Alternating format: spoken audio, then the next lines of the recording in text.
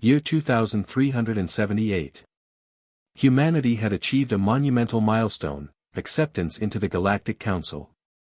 The Council, a coalition of the most advanced and powerful species in the universe, had always regarded humans with a mixture of skepticism and curiosity.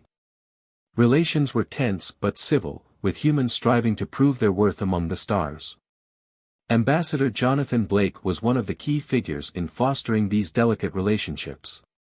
He was respected for his diplomacy, integrity, and a unique trait uncommon among the other species. His deep connection with his pet dog, Max, a golden retriever, was more than just a pet. He was a symbol of Earth's peaceful and loyal nature, a constant companion who had accompanied Blake on countless diplomatic missions.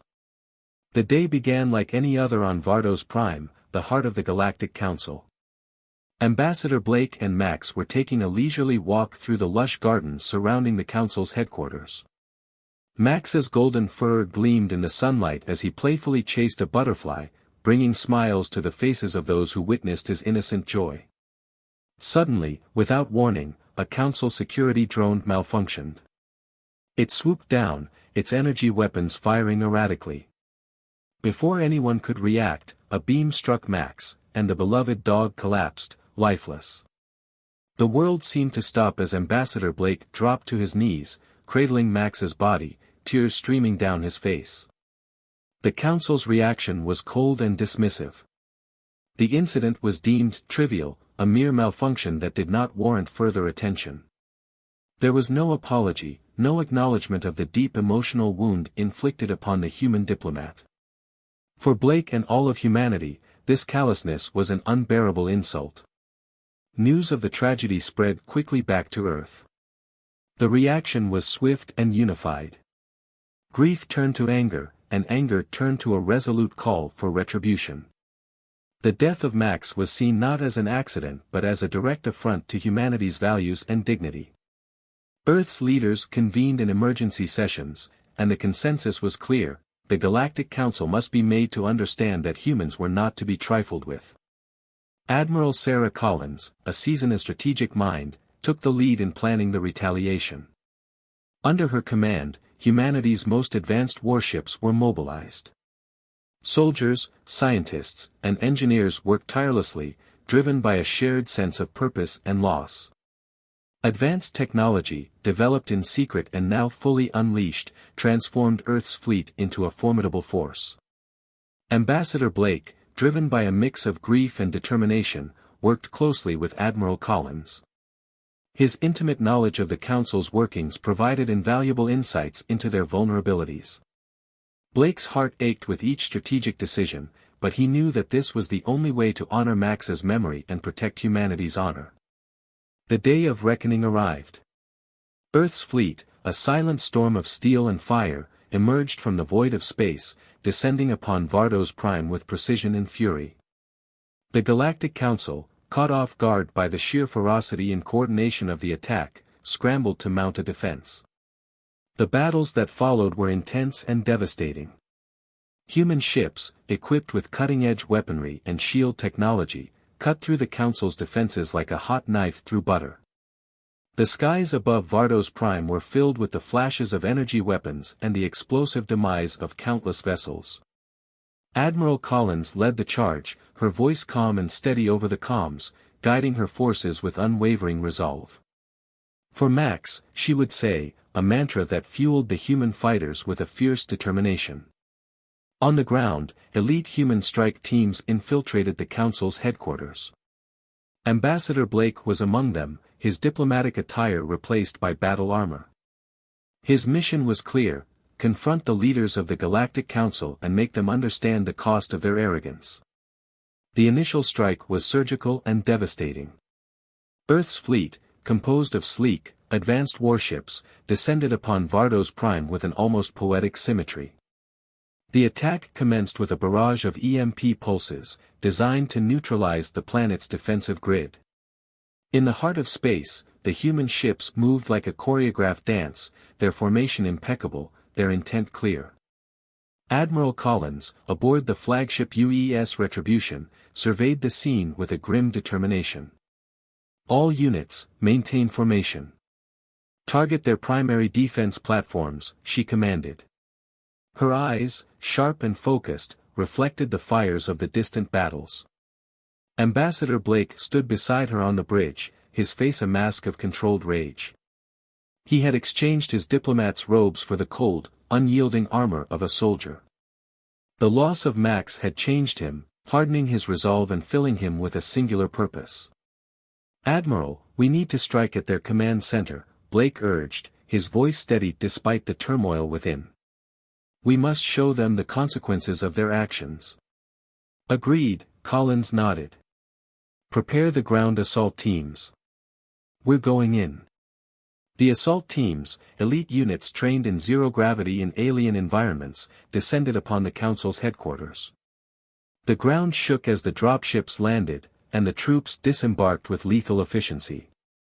Blake led one of the teams, his heart heavy with the weight of what was to come. The corridors of the headquarters, once a symbol of galactic unity and peace, now echoed with the sounds of conflict. Human soldiers moved with precision, their advanced armor and weapons giving them a significant advantage. The Council's guards, though well-trained, were no match for the fury and resolve of the human invaders. Blake's team advanced through the labyrinthine halls, encountering sporadic resistance. Each confrontation ended swiftly, the human soldiers overwhelming their adversaries with superior tactics and technology. Blake's mind was focused, his every action driven by the memory of Max and the need to honor his loyal companion. They reached the Council's Grand Hall, a vast chamber adorned with symbols of the myriad species that composed the coalition. The remaining Council members were gathered there, a mix of fear and disbelief etched on their faces. Blake stepped forward, his eyes locked onto the Council's leader, a towering figure known as High Chancellor Theron. "You disregarded what we hold dear," Blake's voice rang out, carrying the weight of his grief and anger. "You showed no remorse. Now, you will understand the price of your callousness."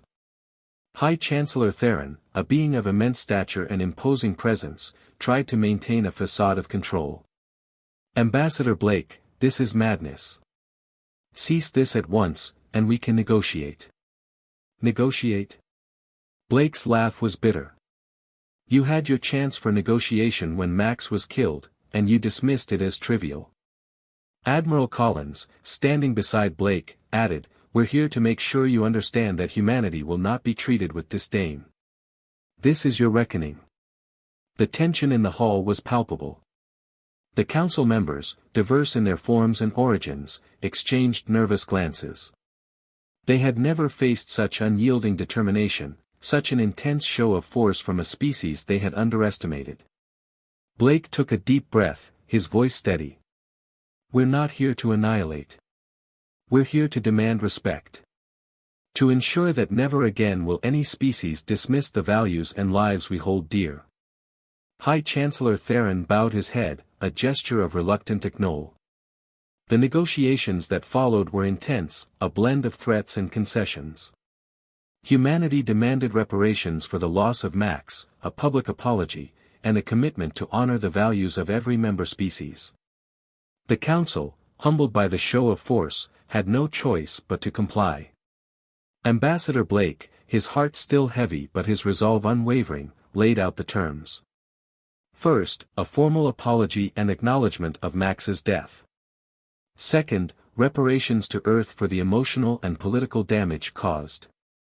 Third, a binding agreement that ensures the protection and respect of the values and lives of all species within the Council.